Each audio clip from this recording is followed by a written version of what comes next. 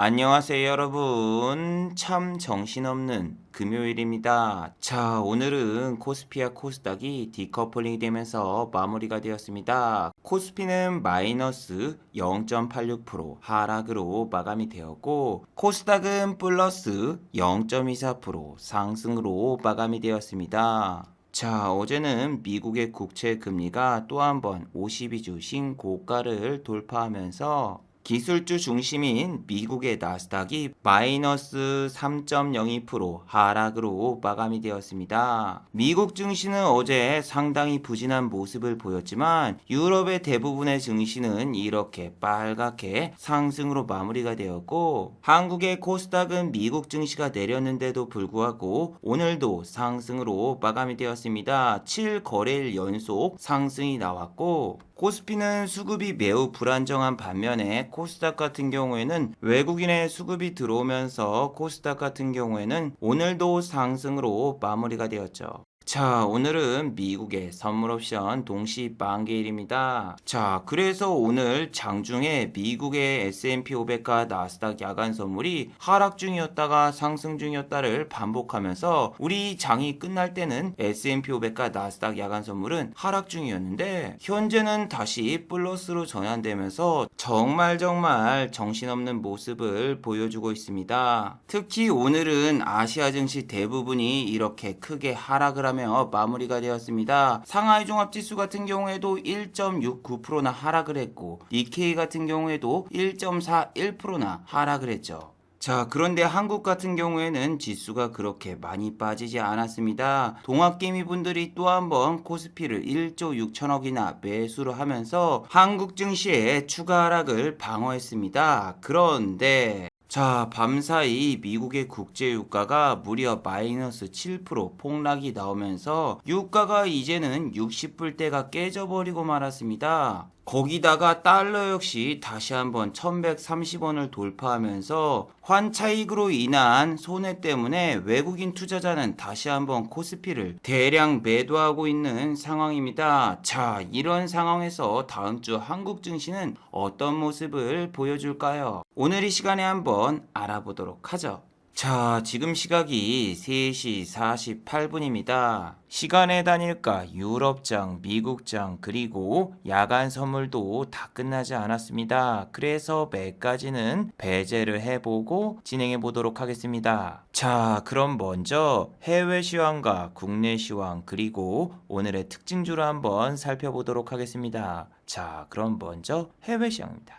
자, 먼저 다우지수입니다. 다우는 어제 마이너스 0.46% 하락으로 마감이 되었습니다. 장 초반에는 마이너스로 출발했으나 장 중반에 다시 플러스로 전환되면서 플러스 0.64%까지 상승을 했다가 종가에는 결국 마이너스로 전환되고 말았습니다. 반면 나스닥 같은 경우에는 어제 이 영상을 올렸을 때부터서 상당히 심각한 모습을 보여주고 있었죠. 어제 영상을 올릴 때도 S&P 500과 나스닥 야간 선물이 이렇게 안 좋은 모습을 보이고 있었기 때문에 나스닥의 큰 상승은 기대해 볼 수 없었습니다. 하지만 야간 선물보다 현물이 훨씬 더 크게 하락하는 모습을 보여주면서 나스닥은 최근 3일간 크게 반등이 나왔었는데 반등폭을 모두 하루 만에 반납하고 말았죠. 자, 나스닥이 급락이 나왔다는 얘기는 테슬라 역시 급락이 나왔다라는 이야기가 되죠. 자, 테슬라 같은 경우에는 어제 마이너스 6.93% 하락으로 마감이 되었습니다. 자, 지난 영상에서도 말씀드렸다시피 폭스바겐에서 자체적인 배터리를 개발하면서 2025년도까지 테슬라를 따라잡겠다라는 이런 포부를 밝혔죠. 그러면서 테슬라 관련해서 매일 악재 레포트가 나오고 있습니다. 폭스바겐, 테슬라, 도요타 등은 배터리 독립 선언을 하기 때문에 한국의 배터리 관련주는 정말 큰 악재를 맞게 되었다. 이러한 레포트가 하루도 빠지지 않고 나오고 있습니다. 그래서 당연히 LG화학 같은 경우에는 오늘 또 마이너스 3.60% 하락으로 마감이 되었습니다. 어제는 코스피 지수가 상승을 했는데도 불구하고 LG화학 같은 경우에는 큰 반등이 나오지 않았죠. 그런데 오늘 같은 경우에는 코스피가 하락하자 오히려 지수보다 훨씬 큰 하락이 나오면서 지난 저점을 다시 한번 깨버리고 말았습니다. 도요타 전기차 배터리 독립 같은 경우에는 이미 2년 전에 나왔던 소식이기 때문에 그렇게 새로운 소식은 아니지만 지금은 전기차 배터리 쪽이 투심이 완전히 죽었고 기관과 외국인이 매일 양매도를 하고 있는 섹터이기 때문에 신규 진입은 매우 힘든 상황이죠. 자, 그나마 삼성 SDI 같은 경우에는 어제 좋은 레포트가 나오면서 삼성 SDI는 주가가 올랐거든요. 거기다가 목표 주가 하향이라는 레포트가 다른 전기차 배터리 관련주에는 있었는데 삼성 SDI 같은 경우는 목표가도 유지로 나와 있기 때문에 다른 전기차 배터리 관련주와 달리 삼성 SDI 같은 경우에는 큰 하락이 발생되지 않았어요. 물론 삼성 SDI 같은 경우도 고점을 찍은 다음에 주가는 하락을 하고 있지만 하락폭 자체가 LG화학이라던가 SK이노베이션과는 확연히 차이를 보인다는 거죠. 자, 그리고 SK이노베이션 같은 경우에도 오늘 마이너스 4.20%까지 하락하다가 종가는 마이너스 1.40%로 마감이 되었습니다. 거기다가 어제 SK이노베이션 같은 경우에는 두 번째 악재가 있었습니다. 바로 국제유가가 7% 폭락이 나왔다라는 점이죠. 국제유가가 하락한 점이 여러분 참 아이러니하게도 조 바이든 미국 행정부에서는 러시아 정부가 지난번에 니발리 독살 시도의 배후가 맞다고 결론을 지었습니다. 그래서 러시아의 5곳의 연구소와 보안기관 14개를 제재하겠다라고 발표했습니다. 이에 보복 조치로 러시아에서는 최근에는 사우디를 비롯한 여러 가지 산유국들이 감산을 하고 있는데 오히려 러시아에서는 증산을 할 수 있다라는 우려 덕분에 어제 국제유가가 급락이 나왔습니다. 그런데 여러분 여기서 도대체 니발리가 누굴까? 여러분들은 이분은 아시잖아요. 안토니오 비발디. 이분은 교과서에도 실려 계시고 또 한국에서도 사업을 했기 때문에 매우 유명하시죠. 이렇게 한국에서 스키장을 오픈하셨기 때문에 아시는 분은 다 아실 겁니다. 그런데 니발디 같은 경우에는 이렇게 생기신 분인데 아시는 분은 아시겠지만 이분 같은 경우에는 일단 키가 굉장히 큽니다. 키가 189고 아내가 180입니다. 딸은 178 그리고 아들 같은 경우에도 작아 보이는데 170이 넘죠. 요즘 여러분 신문을 자주 보시는 분들은 아실 겁니다. 러시아에선 이렇게 6만 명 이상 모인 대규모의 시위가 이뤄지고 있습니다. 자, 여기에 지금 모이신 분들이 왜 이렇게 시위를 하고 있을까요? 바로 러시아 정부에 감금되어 있는 니발리를 석방하라 이렇게 시위를 하는 건데 자, 여기서 나온 알렉세이 니발리라는 사람은 도대체 누굴까요? SNS에서 매우 유명하고 유튜브에서도 매우 유명합니다. 구독자가 채널이 2개 있는데 하나는 652만 명, 또 한 채널은 244만 명입니다. 자, 이분의 직업은 도대체 뭘까요? 예, 딱 봐도 변호사죠. 지금 딱 이런 제스처를 취하고 있는 거 아닙니까? 피고인은 무죄입니다! 이분 같은 경우에는 SNS 활동을 통해서 러시아 정부 혹은 러시아 기업들의 부정부패를 밝혀내는 일을 하고 있었습니다. 최근에 여러분 이런 영상 보신 분들 많을 거예요. 유튜브에 푸틴 궁전으로 검색하시면 나오는 영상인데 자, 이거는 드론으로 촬영한 푸틴의 숨겨진 별장입니다. 여기에는 1조 9천억을 들여 지은 건물이라고 밝혀졌으며 3D 외형도까지 공개가 되었고 내부도 이렇게 3D로 만들어서 보여주었는데 이 영상 자체를 니발리 씨가 만들었습니다. 자, 푸틴 같은 경우에는 니발리를 정말 눈에 가시처럼 여겨서 정말 너무너무나 싫어하고 있었고 니발리 같은 경우에는 2018년도에 러시아 대선에도 출마를 하려고 했으나 자격증에서 제한이 되는 게 있어서 결국 출마하지 못했습니다. 그래서 SNS 활동을 통해서 러시아 정부의 부정부패를 낱낱이 공개하면서 더욱더 활동에 매진하고 있었는데 어느 날 공항 카페에서 차를 마시는데 갑자기 차를 마시고 쓰러졌습니다. 그래서 독일로 이송이 돼서 치료를 받았는데 다행히 살아나셨습니다. 자, 그런데 문제는 뭐냐면은 이 독극물 테러 사건이 한 번이 아니라 벌써 3번째죠. 이분 같은 경우에는 지난해 7월, 그러니까 작년이에요. 작년에도 이런 사건이 한 번 있었고 2017년도에도 한 번 이런 사건이 있어서 이미 한쪽 눈 시력의 80%를 잃고 이분을 치료해주면은 치료해준 의사까지 죽여버립니다. 당시에 치료 담당 의사였던 분을 독극물을 이용해서 이렇게 살해를 했습니다. 그리고 치료가 끝난 다음에 독일에서 다시 러시아로 귀국을 했고, 귀국하자마자 니발리 같은 경우에는 구치소에 구감이 됐습니다. 그래서 러시아 시민들이 저렇게 나와서 석방 시위를 했고,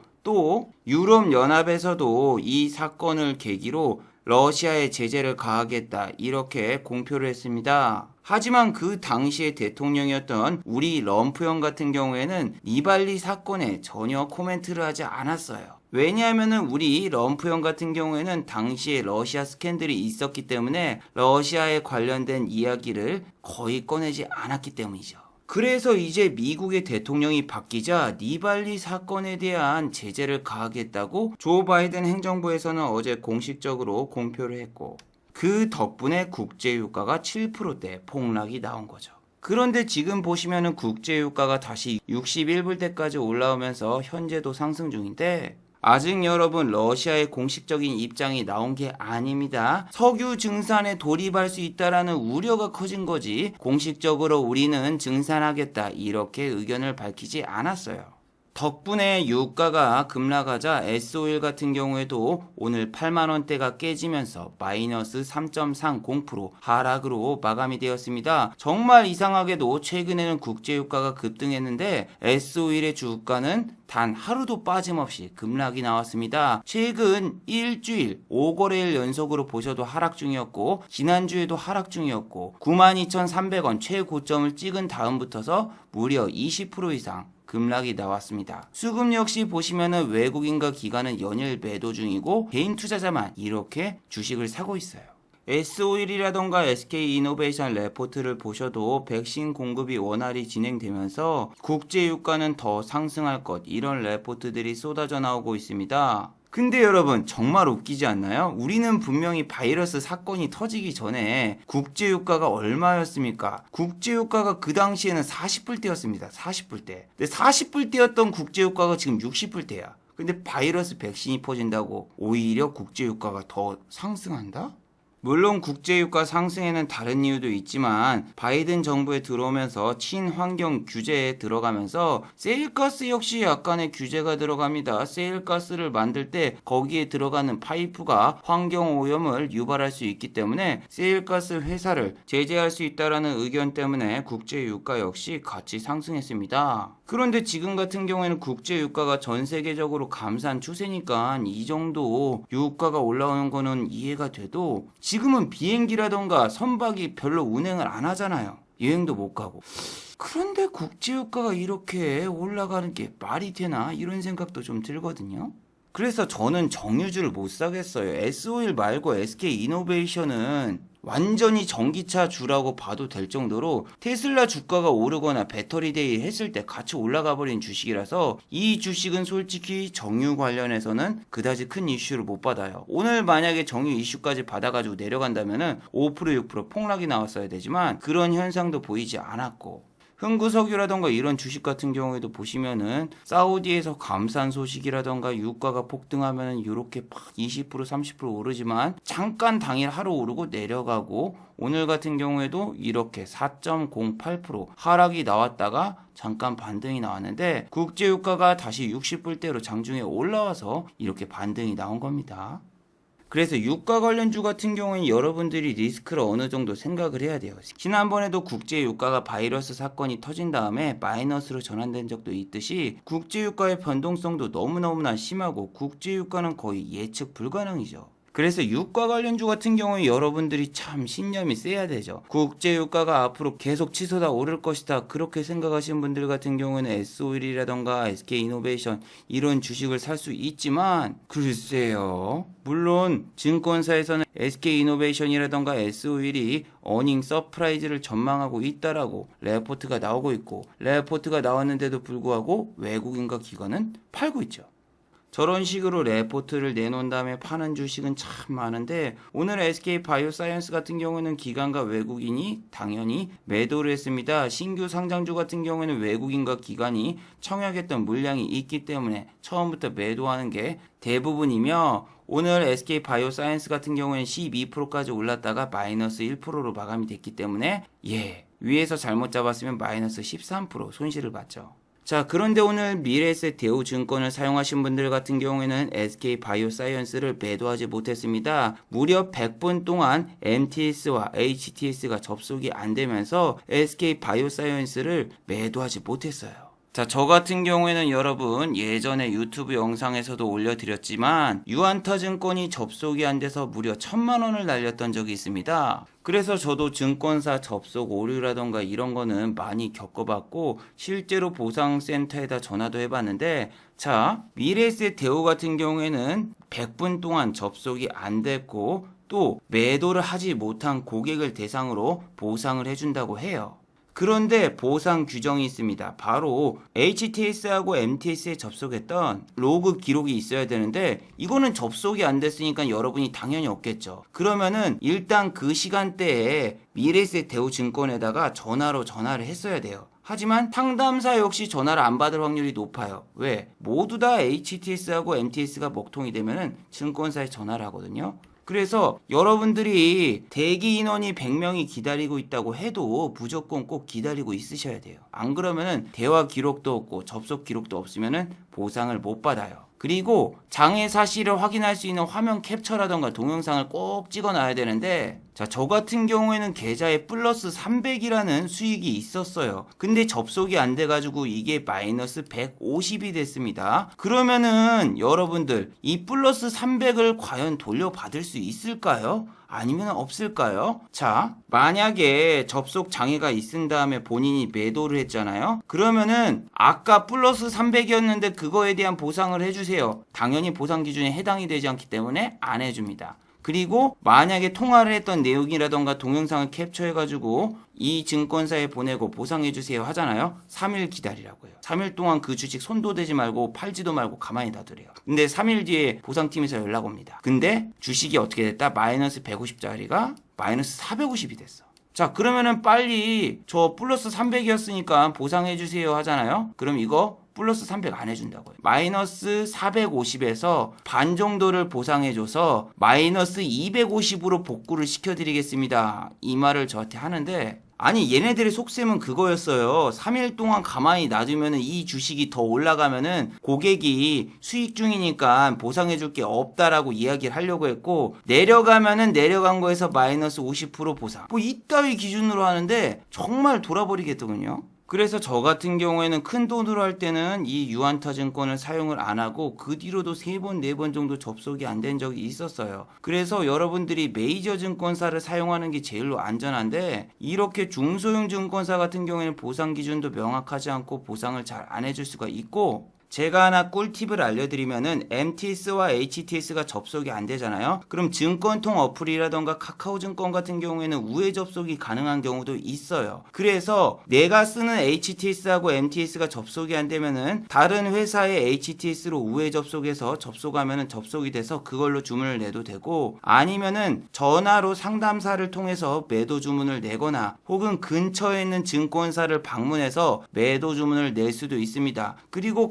가면은 어떤 증권사 같은 경우에는 HTS가 아니라 홈페이지를 통해서도 매도가 가능한 그런 사이트도 있었는데 이런 거 여러분 큰 돈으로 하면은 진짜 미쳐버려요. SK바이오사이언스 같은 경우에는 이거는 신규 상장주라서 아침에 갭 뜨면 누구나 던지려고 하는 그런 종목이기 때문에 접속 안 되는 순간 망합니다. 이거를 1억, 2억, 3억 가지고 있었다고 생각을 해봐요. 하루에 10% 내리면 3천만 원, 4천만 원, 5천만 원 이렇게 돼요.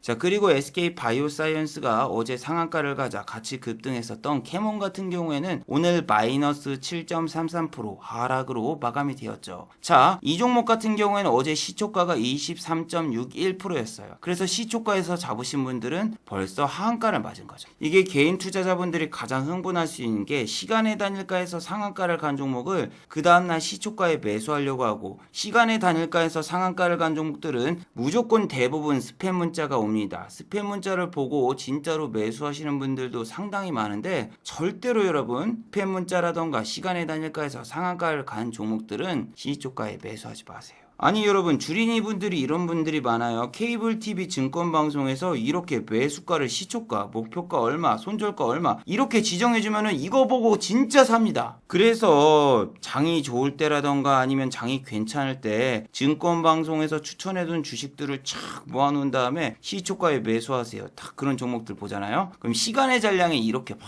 엄청나게 많이 쌓여 있어요. 그리고 아침에 진짜 갭이 떠 있어. 그러면은 어떻게 된다? 사람들이 더 삽니다. 왜냐하면은 저 사람이 저렇게 말했는데 아침부터 오르고 시작하네? 본인들이 몰려와서 오르는 거죠. 와 진짜 오른데 이거 사야 되겠다 하면서 아침부터서 막 몰려하면서 치고받고 싸우다가 결국에는 쭉 내려가면서 종가는 음봉 그리고 마이너스로 마감되는 경우가 많죠.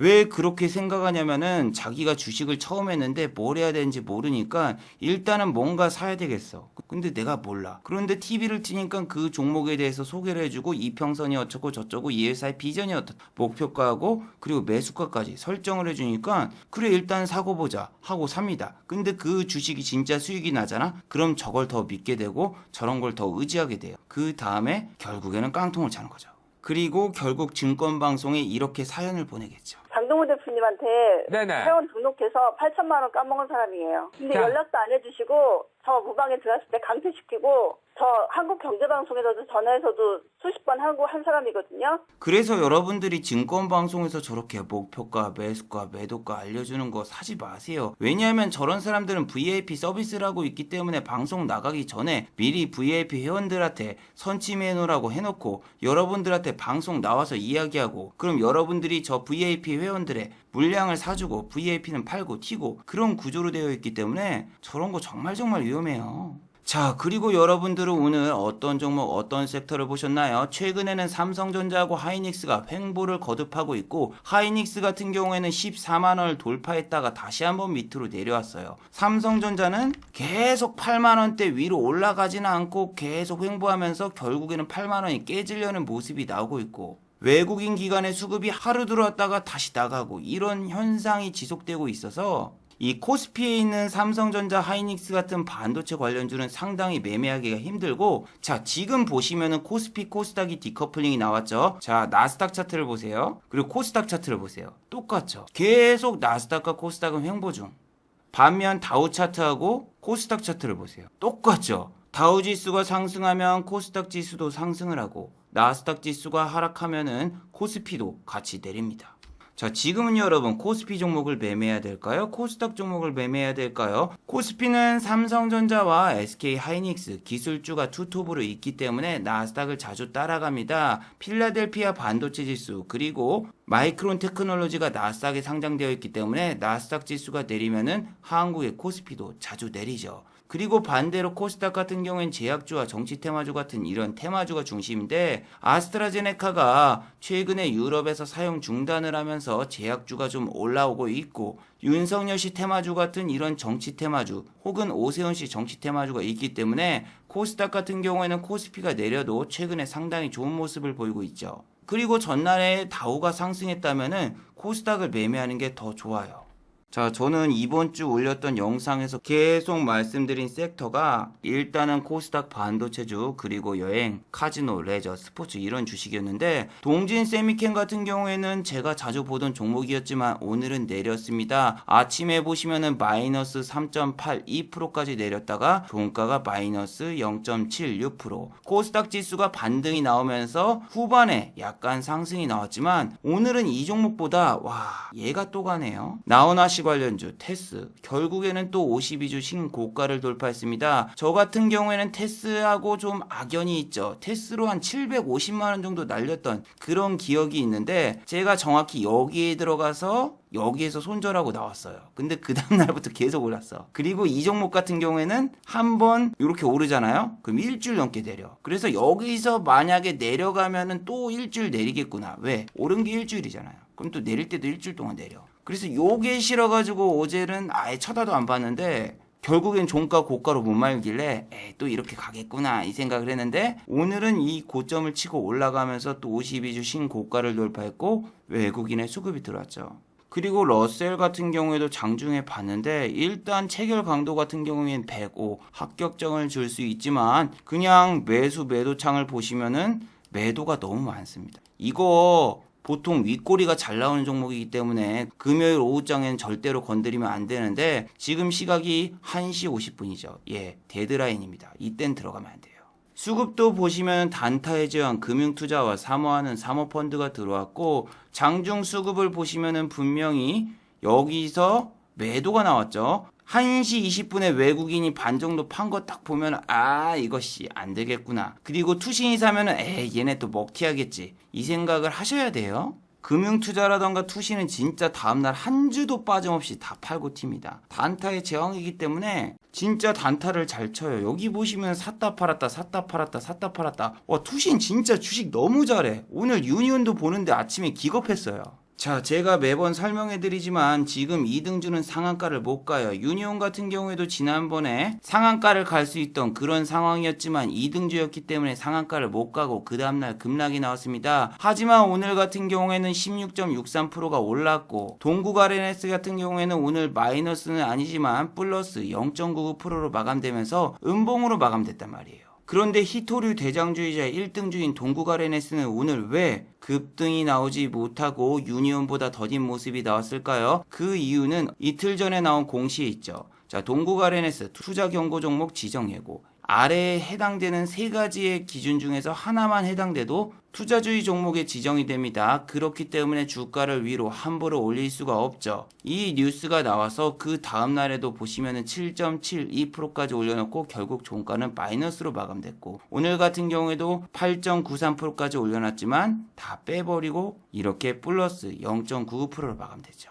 그리고 2등주 같은 경우에 솔직히 상한가를 잘 못 가거든요. 자, 지난번 포스코 관련주 중에서 포스코 강판이 이렇게 상한가를 가고 그 다음날에도 급등이 나오고 투자주의에 걸리니까 포스코 엠텍이 올랐고 그 다음날 이 종목 같은 경우에는 상한가를 갔었죠. 그런 것처럼 보통은 이렇게 1등주가 완전히 단기 과열 투자주의, 투자 경고 이렇게 돼야지 그 다음 주자가 움직이거든요.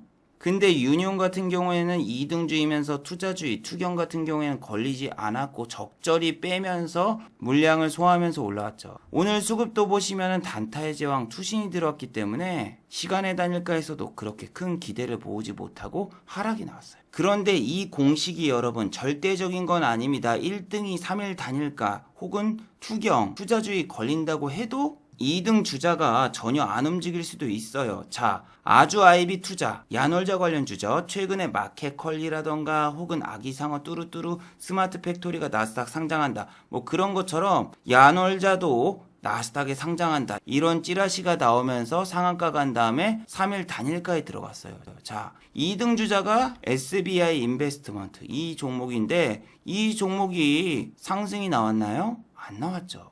물론 어제 같은 경우에는 5.11% 상승이 나왔지만 종가는 고작 0.85%밖에 안 올랐고 상한가를 못 간 이 다음날에도 마이너스 7.14% 하락이 나와서 1등 주자가 무조건 투자 경고, 투자 주의에 걸렸다고 해서 2등주를 함부로 매수하는 것도 안 좋은 습관입니다. 자, 그리고 마켓컬리에 관해서는 오늘 한 가지 뉴스가 나왔죠. 상장 추진주인 마켓컬리 작년 매출이 무려 9,523억 원을 달성했다. 자, 기사를 잘 살펴보시면은 마켓컬리 같은 경우에는 지난해 매출이 9,523억 원, 전년 대비해서 123.5% 증가를 했다라고 하고 이는 대형마트 신세계 SSG의 매출액에 육박하는 수준이라고 이야기를 하고 있죠. 자, 작년 같은 경우에는 오히려 SSG, 쓱배송닷컴, 신세계죠. 신세계닷컴이 매출이 8,441이 나왔고 마켓컬리 같은 경우에는 4,289억 원이 나왔습니다. 그런데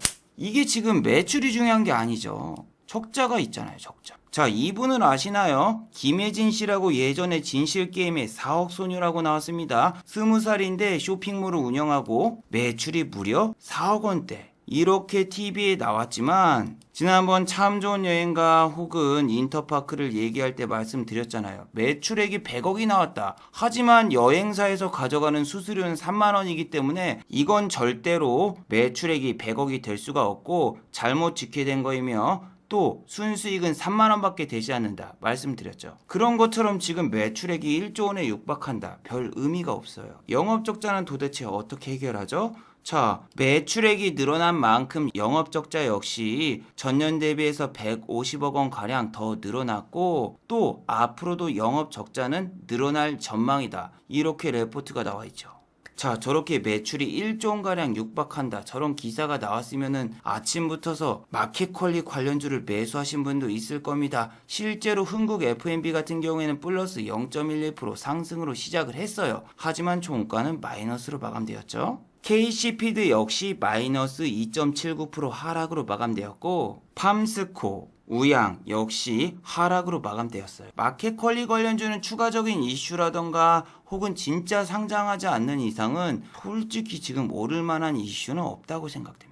여러분 매출이 100억이 나오든 200억이 나오든 그게 중요한 게 아니라 영업이익과 적자가 없는가 그게 재무제표에서 가장 중요합니다. 적자가 누적되면 누적될수록 상장 폐지가 될 수가 있고 회사가 버틸 여력이 없어지기 때문이죠. 그리고 간만에 오늘은 코스닥의 휴대폰 관련주가 움직였습니다. 자, 어제 같은 경우에는 전 세계에서 가장 큰 과수원을 운영하고 있는 애플이 마이너스 3.39% 하락으로 마감이 되었습니다. 그래서 애플 관련주인 BH 같은 경우에는 마이너스 1.07% 하락, 인터플렉스 마이너스 0.82% 하락, LG이노텍도 마이너스 1.17% 하락. 그래서 휴대폰 관련주는 전혀 기대를 안 하고 있었거든요. 근데 오늘 KH바텍 같은 경우에는 7.91%까지 상승했다가 종가는 5.52% 상승으로 마감되었고 수급도 보시면은 외국인 기관 동반 매수. 최근에 수급 같은 경우에도 외국인 기관 동반 매수가 이뤄지고 있고 주가도 보시면은 아직 52주 신고가까진 멀었지만 최근엔 주가가 우상향을 하고 있죠. 이 주식 같은 경우에는 오늘 11시 30분에 잡아볼까 말까 고민을 했지만 오늘 같은 경우에는 금요일이라서 따로 매매를 안 했습니다. 2시 때 슈팅이 나온 거 보고 아차 싶었더니 여기 다시 내려오는 거 보고 나이스. 왜? 내가 매수하려면 매수가하고 여기 종가하고 똑같길래 어차피 이때 못 팔았을 거라고 생각하면은 쌤. KH바텍이 지금 오르고 있는 게 폴더블 폰 이슈로 오르고 있는데 폴더블 폰 관련 주식이 KH바텍이랑 UTI가 있는데 UTI도 오늘 같이 오르더군요. 기존의 파트론이라던가 MC넥스 이런 일반적인 휴대폰주는 안 가고 폴더블 폰주만 갑니다. 하지만 이런 주식 같은 경우에 호가창이 얇고 매수할 수 있는 매수량이 별로 되지 않기 때문에 큰 금액으로 하시면 수익 못 내요. 그리고 오늘도 보시면은 윗골이 잘 나옵니다. 이 종목은 1000만 원대로만 매매할 수 있어요. 그 위로는 매매 못해요.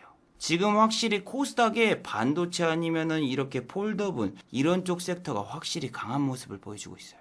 물론 지금 삼성 같은 경우에는 폴더블 폰을 플래그십으로 내놓고 이제는 갤럭시 S라던가 갤럭시 A를 중저가 모델로 내놓으려는 속셈학원 같은 속셈이 있고 또 샤오미를 비롯한 오포 등 중하권의 기업들도 폴더블 시장에 뛰어든다라는 기사 때문에 지금 잠깐 반짝 오르고 있을 수도 있습니다. 폴더블 폰 자체가 그렇게 매출이 많이 나오는 산업이 아니고 하나에 200만 원이 넘는 그런 휴대폰이기 때문에 생산을 많이 하기도 힘들어요. 그래서 뭐 KH바텍이라던가 UTI라던가 이런 애들 같은 경우에는 김장철 같은 이런 시즌에만 잠깐 매매를 하고 빠져야지 지속적으로 우상향이라던가 그런 거는 좀 보기가 힘들죠. 왜냐하면 주가 자체가 한번 이슈 있을 때 쭉 상승했다가 바로 쑥 빠지고 이슈 있을 때 올랐다가 빠졌다가 좀 지루한 그런 편이에요. 자, 마지막으로 한번 정리해 보도록 하죠. 오늘은 미국의 선물 옵션 동시 만기일입니다. 이번 주 미국의 다우지수 같은 경우에는 선물 옵션 동시 만기일 덕분에 오히려 하락보다는 지속적인 우상향이 나왔죠. 자, 다우지수 같은 경우에는 지금 미국의 선물 옵션 동시 만기일이 상방을 잡아놓은 상황이기 때문에 쉽게 하락하지 않습니다. 하지만 선물 옵션 동시 만기일이 끝나면은 차익 실현 매물이 쏟아져 나올 수가 있습니다. 그 뜻은 다음 주 한국의 코스닥도 차익 실현 매물이 쏟아져 나올 수 있죠. 한국의 코스닥 같은 경우에도 최근에 지속적인 우상향이 나왔기 때문에 피로감이 어느 정도 누적되어 있고 미국의 다우지수가 내린다? 그러면은 한국의 코스닥 관련주를 가지고 계신 분들도 나도 차익 실현을 해야 되겠구나 생각해서 차익 실현 매물이 쏟아져 나올 수 있고 두 번째 매출액이 아무리 많이 나온 회사는 영업이익이 적자면 아무 의미가 없습니다.